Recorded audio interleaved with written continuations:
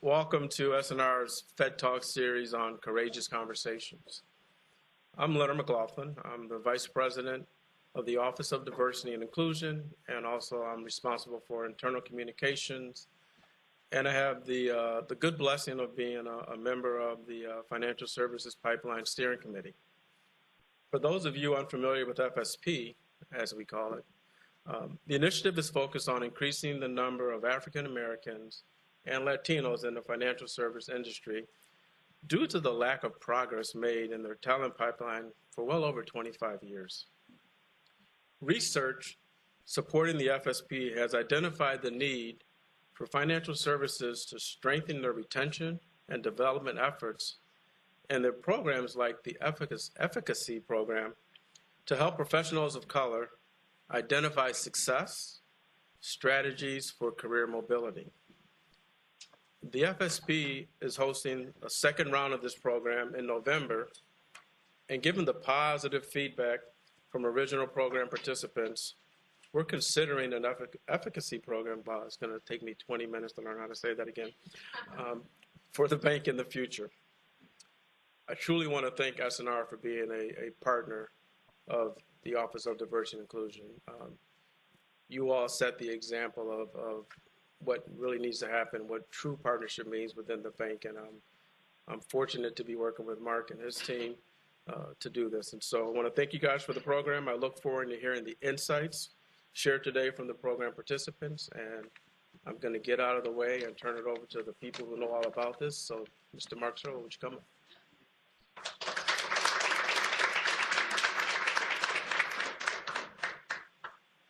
Good morning, everyone.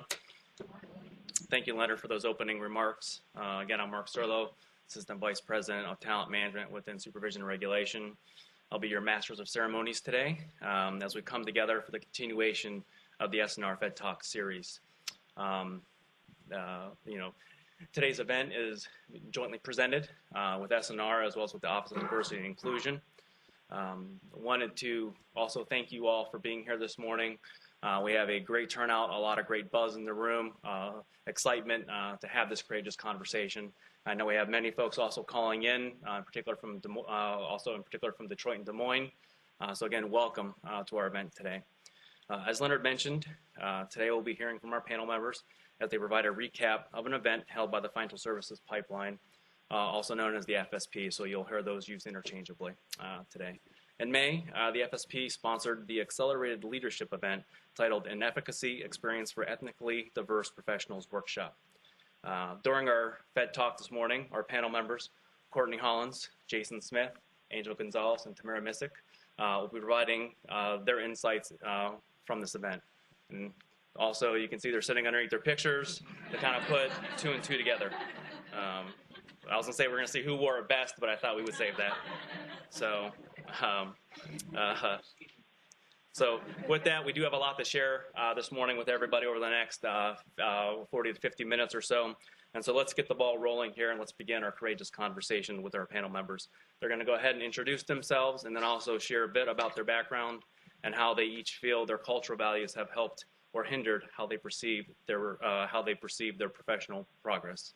And with that, let's go ahead and begin with Jason.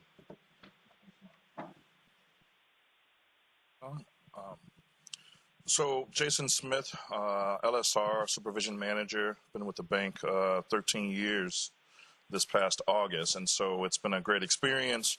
And so a long journey from my days in Chicago. Grew up in Chicago in the 70s and 80s. I was born in the Cabrini Green neighborhood, really a neighborhood of grit and turmoil at the time, and challenges that really pushed me as a kid, and I always like to say there were no children there at that time. And so, from those experiences, I think, given that it was very difficult, I think there were very good opportunities for a kid like myself to dig deep and take away some very solid tools that have helped me throughout life. And a couple of things that I highlight, and I always say that I've carried forward in my life and have really helped me throughout my careers at multiple jobs, are fearlessness. In that environment, whether it was, police raids, whether it was gang violence. You learn very early to be fearless, to be courageous. You learn very early to, take on the toughest of challenges. Thick skin was something else that I developed early, and criticism, and individuals in that environment really have a difficult time, in terms of the things that they face, but you learn to be very callous to the things that you experience. Working hard and putting your head down, this is something that we actually have to do and learned early on, is to work hard and try to show the best of your abilities in that space, and then trust. So these 4 characteristics of trust.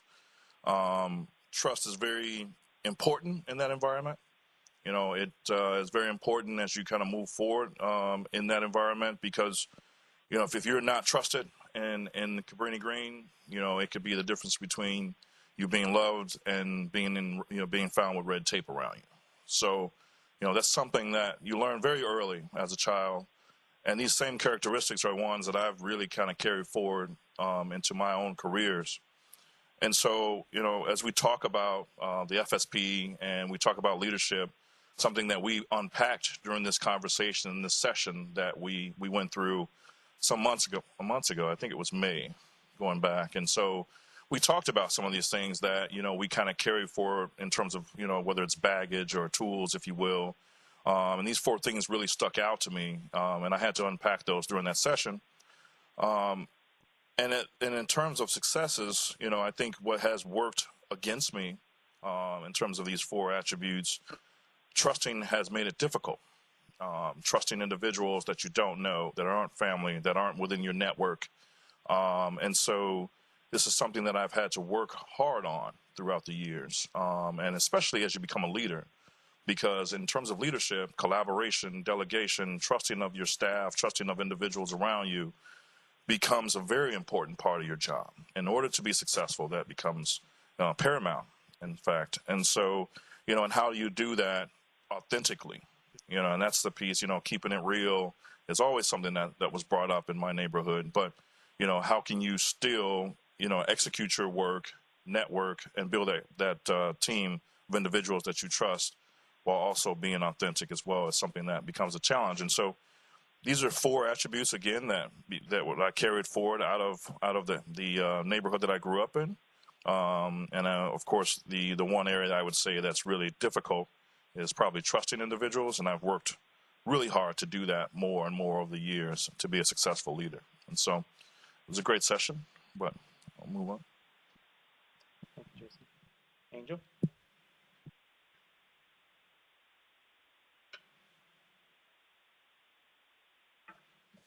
All right, thanks, Jason. Well, good morning, everyone. Thank you for coming here. My name is Angel Gonzalez. I am a supervision manager in supervision regulation, community bank organizations. I currently oversee the supervision of state member banks in Wisconsin, as well as lead a team of examiners. And I think in terms of cultural values that helped or hindered my professional progression, there's 2 that really jump out at me. And one is hard work. And I think it's something that a lot of Hispanics can really relate to. Hard work was always told that was kind of like the key for success. If you work hard, you're going to be successful. And that is something that, is told to us by our parents, by our grandparents, by our extended family, because as we all know, Hispanics, our extended family includes all our cousins, all our friends, our neighbors. We call everyone family. And I think that's very important for us. But definitely, hard work being key for success was something that was ingrained, and that cultural value kind of was that strategy that I always kind of went to by default when I was trying to be successful, or how I developed and thought about my career.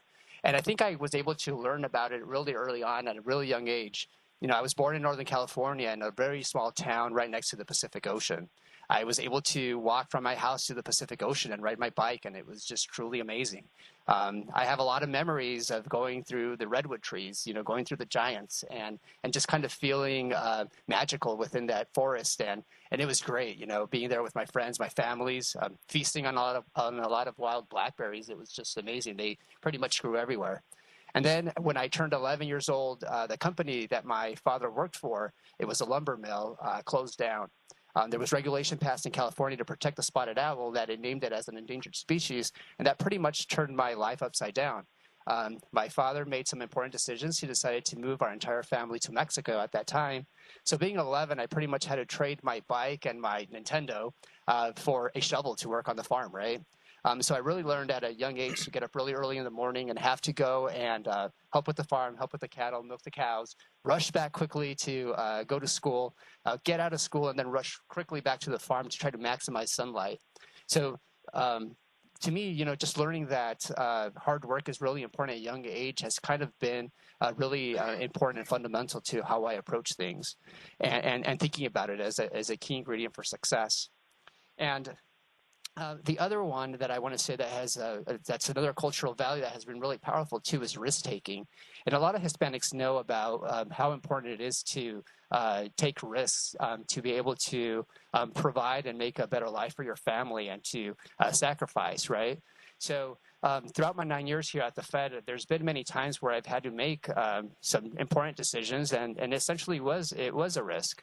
I started off as an assistant examiner in community bank organizations, and I pretty much went through the examiner commissioning program there. And it was great for me in terms of being able to develop as a generalist examiner, and I felt I was adding a lot of value through my work and contributions with a lot of problem banks in that area. But then I kind of, there was an opportunity to go to large specialized and regional institutions, and I had to make that decision, right? Do I stay in my comfort zone in something that I know that I already kind of master in a way, or at least I felt at that time, or do I take that risk? Do I go beyond that and not really focusing in on those benefits of maintaining the status quo, but what is the cost if I stay in that same role? What is that going to mean for my career progression?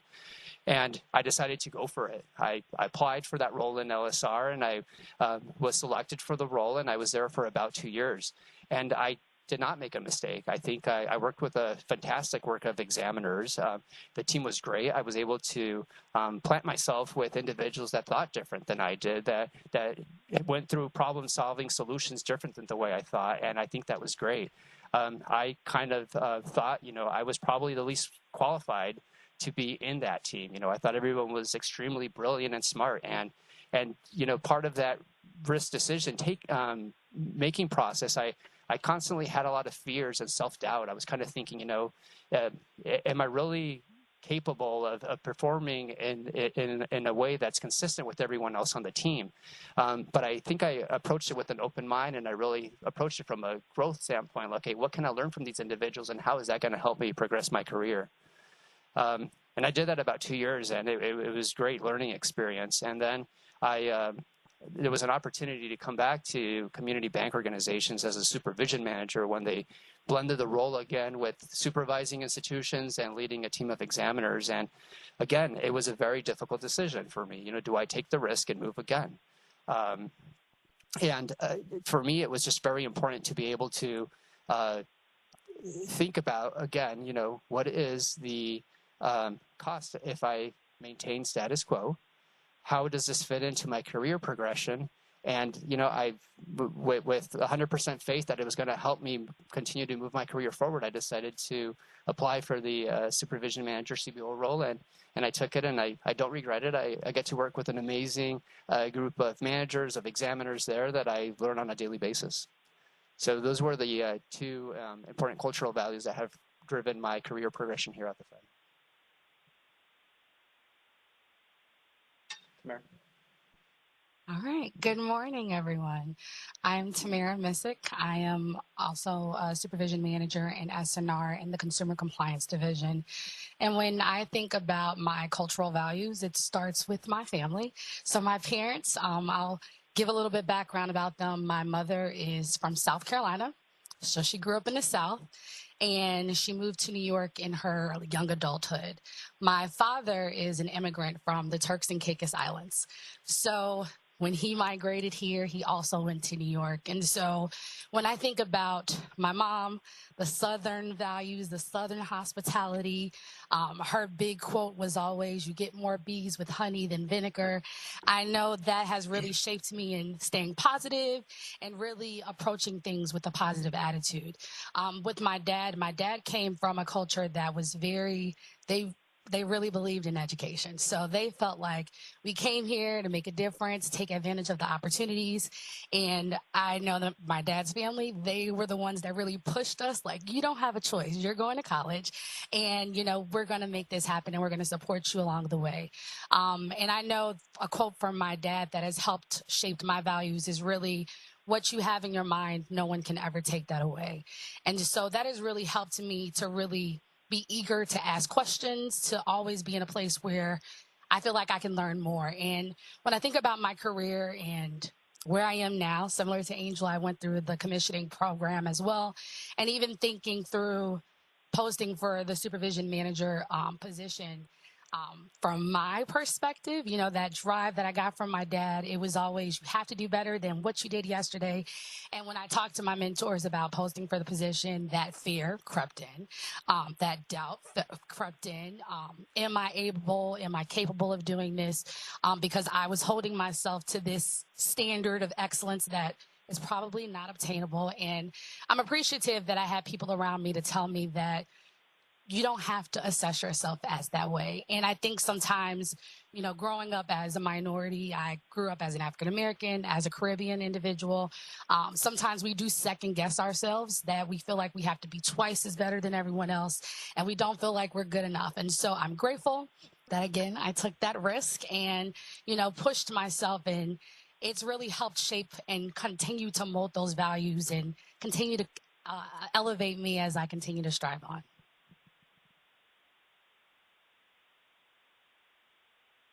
Hi, good morning. My name is Courtney Hollins, and I work in the Department of Diversity and Inclusion here at the bank. I am actually what they call a boomerang, so I've been with the Fed almost 5 years. And basically, I was in the CRSO, and now I'm in People and Culture, so very happy to be back. I am actually from Fairfield, California, which is Northern California. And while I wasn't playing in the redwoods and eating, blackberries, I definitely had I love blackberries, but I didn't eat them, fresh off of a bush. But I definitely, growing up in California, I definitely had exposure to different cultures. And also just being open. I was the only child. So one of the core values that I think really I'm grounded in is that level of openness and creativity. And that is something that really resonates with me and that I bring forward in my job and in my personal life as well. Growing up in California, I actually latched on to my friends like they were siblings as well. And so being the only child, I had best friends who were from all parts of the world who looked differently. And, if this is a courageous conversation, I'm going to be courageous and say I didn't see myself as a Black girl, as an African American. I just saw myself as Courtney, as just, Courtney usually with the glasses is how they would define me. Courtney with the glasses. But actually when I graduated I actually went to undergrad in California, and I decided to come to grad school here in Chicago. And that was a big leap for me because I had to say goodbye to my comfort zone, which was what I've known all my life, and to move to Chicago. And while we're still in the same country, it feels a little bit like a whole different country. And so for me, my level of openness, I noticed that I started to close a little bit being here in Chicago, understanding the different neighborhoods and people asking exactly where I lived and where I'm from. They were kind of making, inferences or kind of assumptions about me and who I was, and I was confused why, because I was always Courtney with the glasses. But now I was Courtney, and where do I live and what street am I on? And so for me, I started to close a little bit. And so that was being a little uncomfortable. And I started to close a little bit in my job as well, understanding that people may perceive me in a different way other than I even perceive myself. So going through this program allowed me to take a big step back and understand how, while it helped me in my career and perception of the world, that level of openness, it started to hinder me quite a bit in closing off. And so I am very grateful, and we'll talk a little bit about this more, about some of the key takeaways from the program. But I'm very happy to have the tools and the resources to continue to stay open and to be courageous in this conversation. Thank you, guys. Thank you all for really starting off strong this morning and sharing your cultural values and how they really have helped shape who you are and where you're at in your professional careers to date. Thank you for that. Now that we know a little bit more about our panel members, want to take us down, dive a little deeper into one of the other reasons why we're here this morning, and that's to talk about some of the key takeaways from the FSP workshop. And so with that, Jason has the mic, so we'll start with Jason. That's how it's determining. So with that said, Jason, we'll go that way. We'll shake it up. We're nimble, we're agile.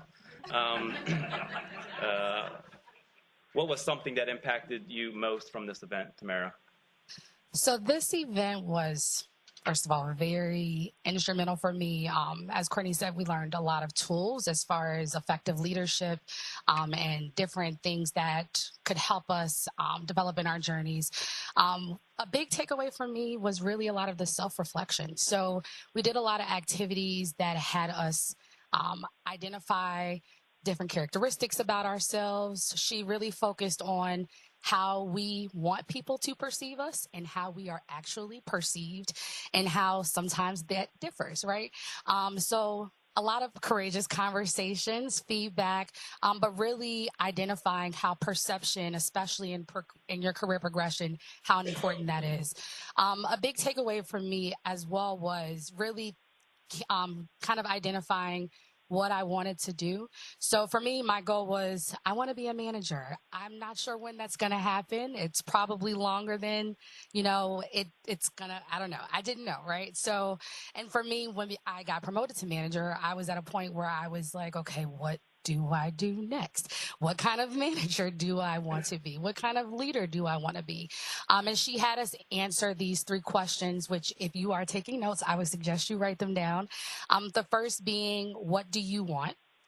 Like, what do you really want? So that impacts your values, what you want to accomplish, what you want to do in life. The second question being, why do you want it? Understanding the why behind it. And then the third question, which I never really thought about before, was what am I willing to do to get to that point? And it made a big reflection for me, because when I think about how I thought when I first started in my career, I realized 6 years later, it's a lot different. And she said, it's okay. It's going to change, and be okay with it changing. And it just really helped me as I think about leadership and realizing that I don't have to have the answers. It's okay, but continue to ask questions of people and be okay of the unknown. That was a great takeaway for me. And then lastly, I'll share, she went through this exercise that identified the impact of confidences. So the first one being intellectual confidence. So you need to have intellectual confidence. That means your technical expertise, right? The second one being your social confidence. That's your relationship building relationships with other people and building your network. And then the third one being your political confidence. So being influential and having those relationships so people are able to receive you and understand what you're saying and being able to influence them at whatever level that you're at. And she really talked about the impact of those confidences and making sure that they are balanced. So if one is heavier, then maybe you need to focus on another area so you can balance that out. And so those are a few of the things that were really impactful to me. Thanks for sharing, Tamara. I think it was a great workshop as well and a great session. And I think one of the biggest takeaways I had, there was a slide out there that had the efficacy principle. It said, live life by design, not by default. And to me, that was a very deep question, right, or a deep phrase, and I was thinking about, okay, what does that exactly mean? And the first realization I came to was like, this is great. I have the power to shape my career in a way that I want, and I can be strategic about it. I can determine the pace. I can either accelerate it or slow it down depending on my life circumstances and what I'm living with personally or with my family. And I came to think about it. I'm like, we have the IDP process, the individual development plan process here at the Fed. And I thought about, am I really focusing in on the right area where I want to get to? And do I really do have the right steps? And to me, that workshop really helped kind of reinforce what my career path and plans are. But where it added tremendous value was really thinking about the different steps on how to get there. I thought, hard work, again, that would be essential to that. And I really realized that I kind of default to where I feel comfortable, which was on the intellectual confidence that Tamara was talking about. That's the technical piece of it, right? And it's easy to stand out and be recognized when you are the one that has an answer to a problem. And it's very visible. And it's easy to like that kind of reward and positive reinforcement when you're getting that positive feedback in that area. So I realized that it's very important to really think about the different steps and build it around more of the political and influential confidence in order to continue to progress my leadership skills. And it really came down to, okay, what am I doing and how am I defining my job on a daily basis? Maybe I have to come up with a different definition of what my job is and what my responsibilities are. And as a leader, I came to the realization, yes, that is the right answer. I've been thinking about my job as a manager in a wrong way. I was trying to focus on the technical side and trying to understand, the different processes and how things get done within my department and my division versus thinking about, how can I build trust? How can I build these relationships? How can I build just having respect for other individuals to try to help shape the future of our department and our division? And when that realization came in the workshop, I had this moment where I was just like kind of pausing and kind of thinking about, my IDP is going to be so much stronger after this when I actually build the steps on how to get to that place, very specific on the influential confidence. And to me, at the end of the day, it's all about making an impact and how I can make an impact every day I come to work. So it has shaped what I do as a manager. And there's one question I always like to ask my staff when I meet with them. I always like to ask, what can I do for you? What do you need? Because to me, that is one of the most important things that I have to do on a daily basis. Make sure that I'm here, that I'm supporting, that I'm providing what my staff needs for their development and their growth. And while I'm able to do this, that helps build respect for someone else's career for the way they think about it. It helps build trust knowing that I'm here, not only looking out for my own career progression, but really I am 100% invested in their career development as well. And to me, at the end of the day, it's going to help my skills and in terms of building those meaningful relationships. And I can't, de-emphasize the importance of being able to build relationships that are a little bit beyond just superficial of knowing someone's name and saying hi. Everyone that really knows me knows, I have 3 kids, 2 dogs. They know a lot about me because to me, that's important things. It's important to know a person at a deeper level than just their name and what they do here at the Fed. And to me, that's a really great starting point to build that meaningful relationship.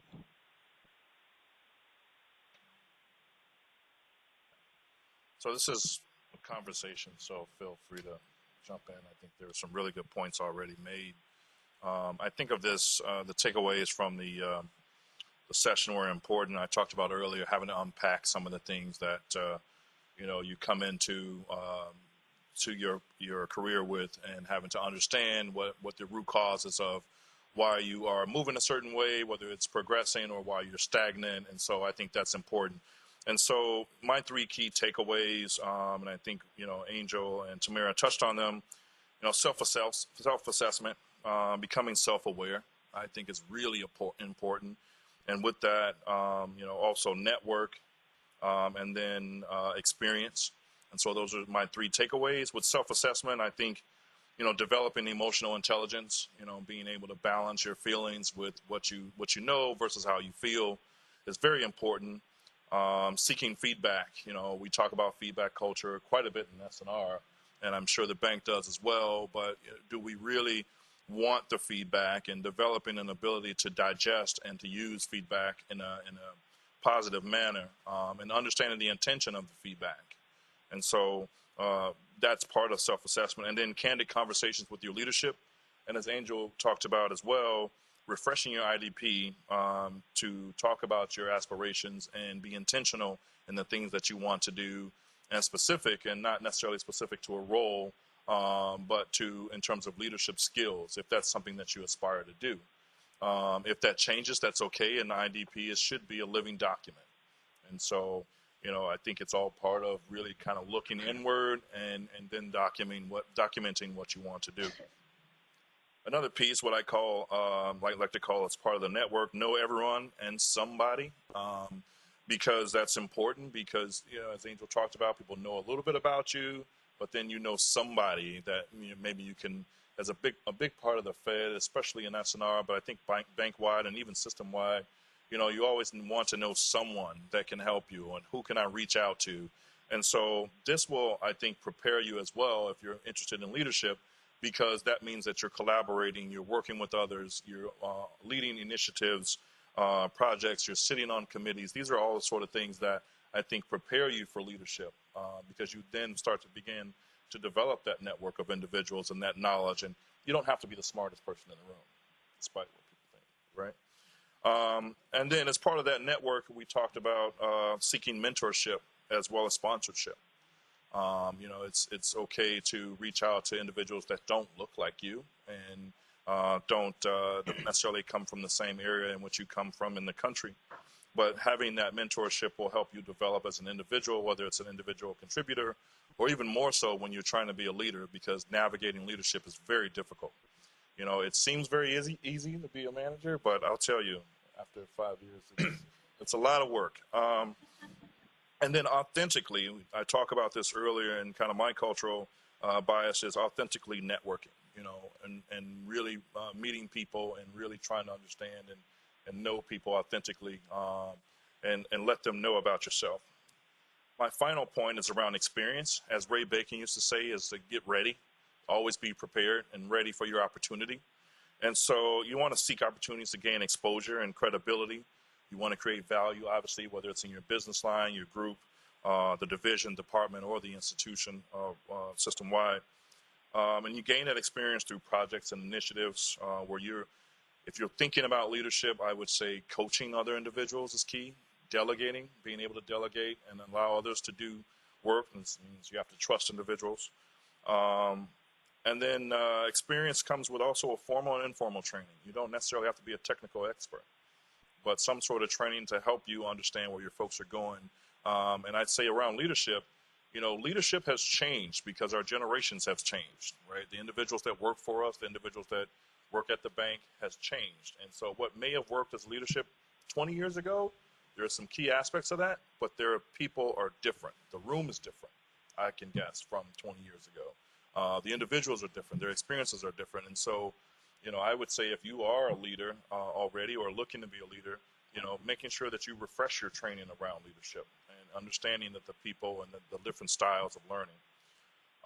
And most important out of all three of these areas is execute, execute, execute. Because you can do all of these things, but if you don't actually get the job done, it won't help you at all. So it's my view. Thank you. Thank you. So when I went through this exercise, when I went through this workshop, the three questions that were posed were, as Tamara, mentioned, what do you want, why do you want it, and what will you do to get it? And during that exercise, we had to break out individually and answer that question. And when it came to be my turn, I paused. I didn't know how to actually answer it because I wanted so much, but I didn't know how to really articulate it. And so that's part of the self-assessment that I needed to work on post-conference or post-session, because I needed to really evaluate what really do I want in my career, and why, and what will I do to get it. And so for me, understanding that leadership is what I aspire for, understanding and being 100% satisfied with knowing I am a leader right now. I am a leader right now in the projects that I lead, the influence that I have with my team members. And so that allows me to really put into practice and understanding and clarifying to my manager and to my other counterparts as well that I want to be a part of it. So remember I said earlier that connection and kind of openness is important for me. That level of openness is what I bring forward in my work. And so in terms of team collaboration, I know that that's something that I have to be continuing to be open to within projects, and then also feedback as well. And so feedback, giving feedback, and then also receiving feedback. So during the self-assessment, it was really important for me to understand how my team perceives me, right? And also being open to that feedback, not closing to that feedback. And so also asking for it. When you don't get it, sometimes you have to go. So how will I get it? I will ask for it. And, you know, it's also being open to the type of feedback. So understanding, too, that me as a professional, I'm aware of some things, but there's some blind spots that I have, too, right? And so with those blind spots, I want to have some visibility into. So part of that self-assessment was really a huge takeaway for me doing this workshop, because it allowed me to be more open and allowed me to be more aware of what I want and how I'm going to get it. Thank you, guys. So you heard some of the key takeaways. You know, that self-assessment with those 3 questions seems very, very impactful and has really influenced some of the things that, you know, that they're bringing back here to us all today. I wanted to pause here for a moment and really kind of open up the floor, open up the discussion to everyone in the room, and see if there's any questions or comments that you'd like to ask myself or the panelists, and just to kind of open it up a little bit. I think we have one. Isha?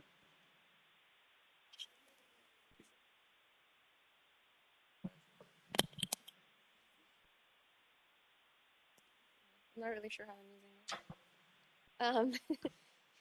You know, I think one of the quotes that was mentioned is live life by design. Live life by design, not by default. Could you share a little more about your experience in terms of, you know, you mentioned that your father made a decision to go back to Mexico. I'm just curious as to how you were able to turn around, come back here. Sure. I realize that the story could probably last a whole hour by itself, and I kind of left that question like, how did I get back, right?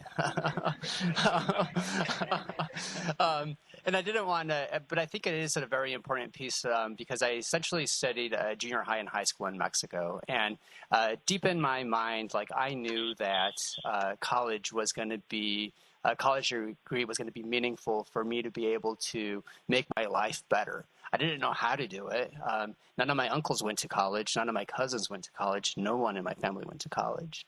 So I had a brother working here in Chicago in construction, and I picked up the phone one day and I said, like, hey, I just graduated high school, and I think the next path for me is going to be college. Do you mind if I move in with you? And I just came to Chicago, and my brother was my roommate, right? And it was, I knew I had to work hard, and I applied for a job as a teller at a bank, and that's my connection to, like, banking. And after working full-time, I decided to also enroll full-time into college. So I was pretty much busy from like 7 in the morning till 11 p.m. every single day, working full-time and going to school full-time. And it was hard for me in a way to try to determine what were those best steps and how can I really design this, because I really didn't have a role model, that someone that I can look up to in my family or my immediate circle and be like, hey, they're doing the same type of thing. And it was hard for me just to even to try to like pick like what college I was going to go to.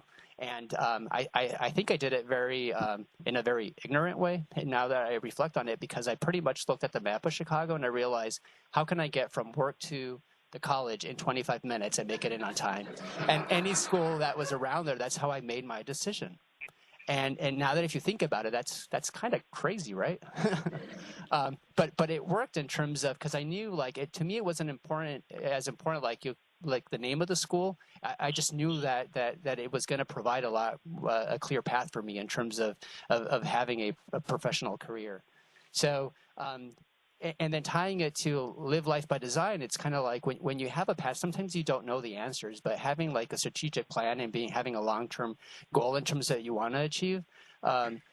I think that's what's kind of been my North Star, right? Like I always knew that was going to provide direction, that I wanted a professional career, and the steps have been clarifying along the way. Sometimes I've taken the steps and I've hit delete and let's start all over again, right?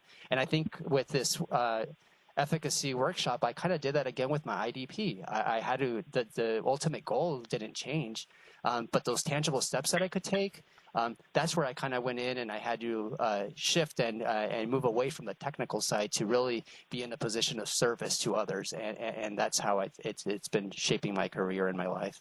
So that's what I kind of meant live life by design. Like have a plan, and it's okay if it changes, but know that you have the power if you have a plan to accelerate your career, profession development, and your progress.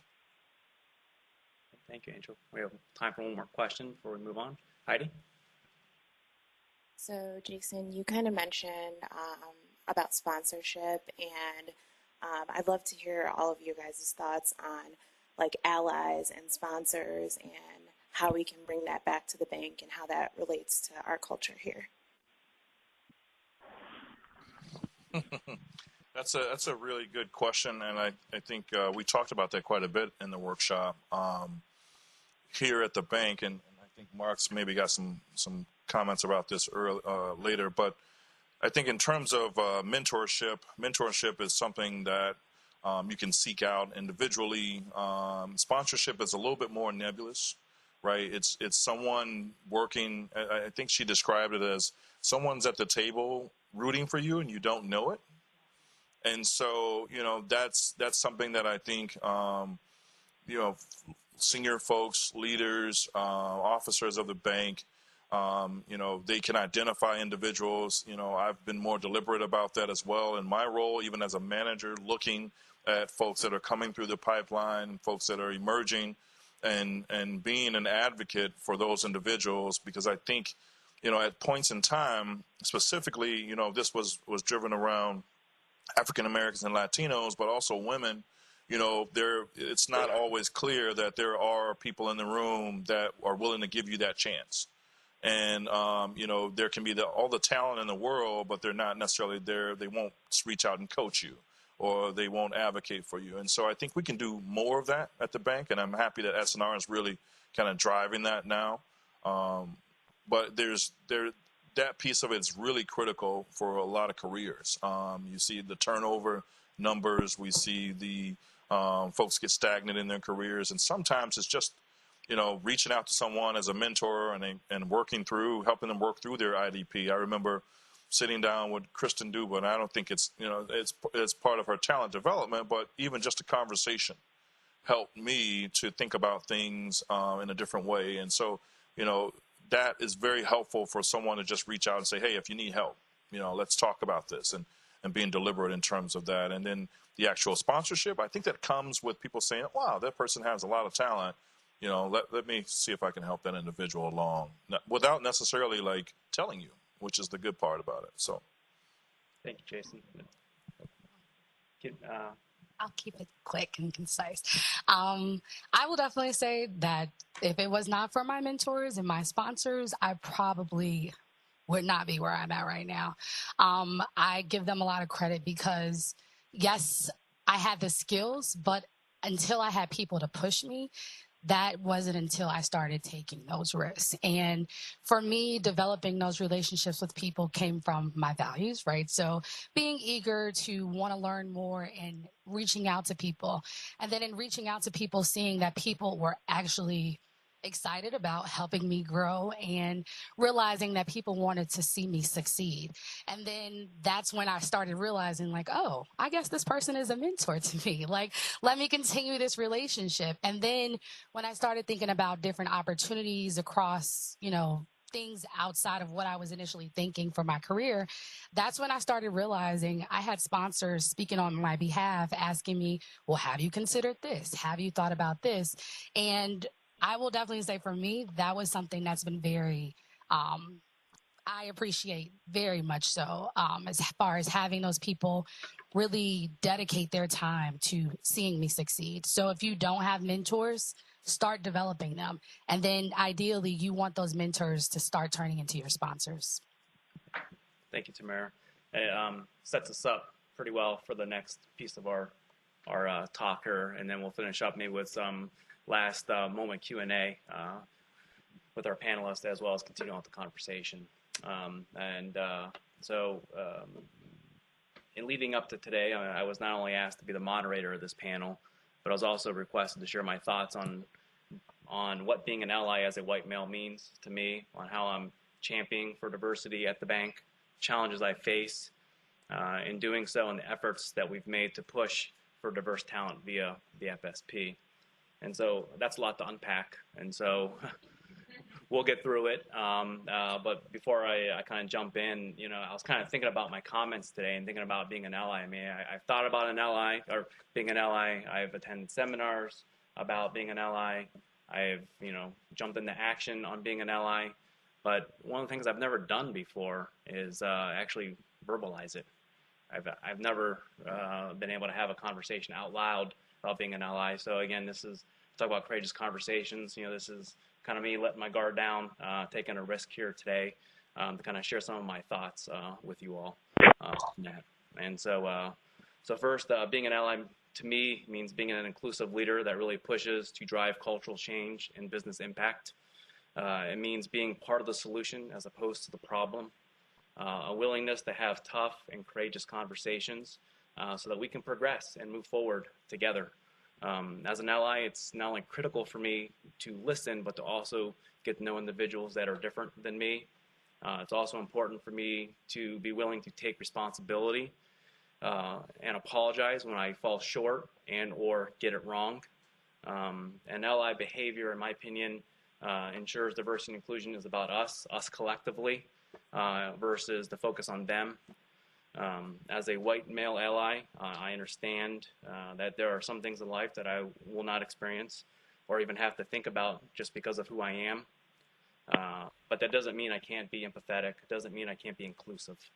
As the Officer of Talent Management, one of the challenges we face is being able to quantify all the efforts that we are pushing through our department outside of the engagement survey results, and getting people to be willing to have those tough and courageous conversations to help us advance even further and help us progress even further as a bank.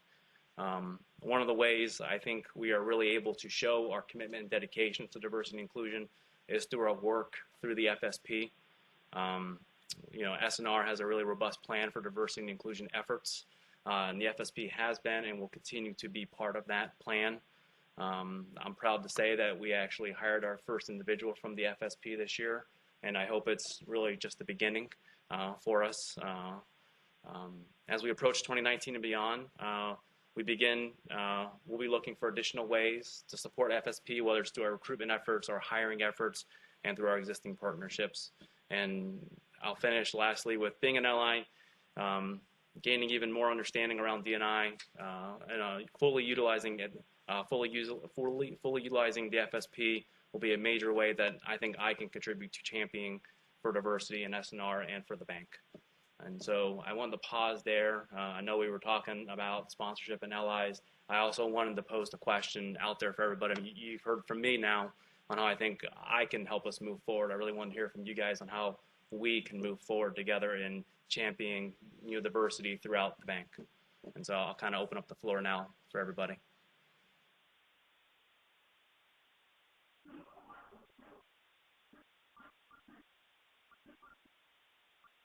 Yep, we got a question here. Thank you. I know a number of you have talked about the impact of confidence. Could you elaborate more on the political influential aspect of it? I'm going to take it really quick. Because that's one of the areas that I went back to my IDP and I was trying to add a little bit more around it in terms of how does that look like, right? I think conceptually we can all understand, political influence, we have a general sense of what it means. But I think if you think about it from a perspective and trying to understand how things really get done within your department, your division, who are those key relationships that you have to build in order to make your voice be heard and be able to have influence in terms of what we do. So that's a an important piece of it. So think about it from like a building relationships, very, very key. Building trust is another thing that would also help with political influence. Respect as well. Respecting others' points of views. I think Jason alluded to it many times. A lot of the work that we do is we do it in teams, right? Everyone has a different opinion. Everyone has different problem-solving skills, and just being open that there's probably more than one way to look at it that helps as well with respect. So hopefully that kind of puts a little bit more clarity in terms of political influence and a couple things that we can focus on in order to build that confidence. Is there any questions from anyone on the phone? Detroit, Des Moines? Any other thoughts? Leonard?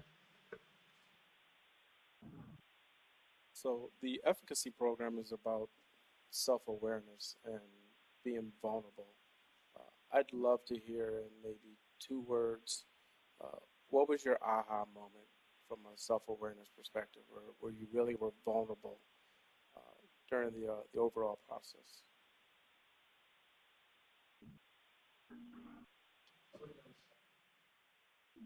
You are, and I don't know if I could say it in 2 words. I feel like where I had to be vulnerable is to identify my biases and to understand where my blind spots are.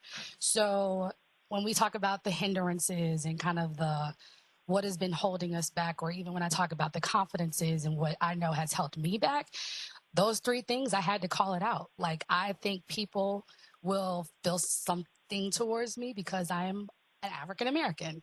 I think people may treat me differently because I'm a female. And then lastly, I think people might treat me differently because I'm a millennial, and then identifying those things and realizing like, okay, these are things that you have your own biases about, but it was an aha moment that I have to identify them, call them out, and push past that.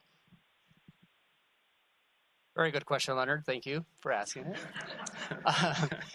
My aha moment was thinking about the skills that I focused on in the past that kind of got me to where I'm at right now that were successful to me aren't really the skills that are really going to continue to push my career going forward. And it's when we start off as an examiner, the goal is to build you as a generalist examiner. It's about building technical skills. And yes, there's lead roles within an examination that focus on some essential skills as a leader. But to me, it's just kind of thinking about, that same path or that strategy that I've been doing in the past is not going to take me where I'm going, where I need to go forward. So I think that's a very important piece to think about. If you are in a role as an individual contributor and you want to jump to a leadership role, just kind of think, what are those skills that you need to make that transition, to move forward, to make sure that you are putting yourself in a good spot to make that transition. That was my aha moment. So I think in terms of aha, it was really around remaining authentic, but also being able to network and build a network and collaborate with others. That was important because, again, I always go back to this, how do I build a relationship with someone I don't know? How do I build a relationship with someone that's not family? And but the important part of that is, how do I execute the goals that are set out in front of me? And who do I need to work with? And how do I work with them in a very authentic way to execute the goals? And that was like, wow. It was like, I can do this. I know how to do this. Because when you're an individual contributor, it's all about you being the rock star. But when you are moving towards leadership, it's about working with others. And so having that network and building that network is key in a very authentic way. So my aha moment, this is not 2 words, but I'm going to be as concise as possible. My aha moment was I was closed. I am an open person, but I was closed. And so the self-assessment allowed me to really understand that I cannot be and continue to grow within leadership if I'm not open to feedback, if I'm not open to kind of transformation and change, a little bit different than I had imagined in my, only child imagination, so I do think that it's important for me to continue as I move forward with the tools that I have now to remain open. So that's part of my level of self-awareness, and it definitely was an aha moment during that workshop. Very good. I know we're closing in on our hour together.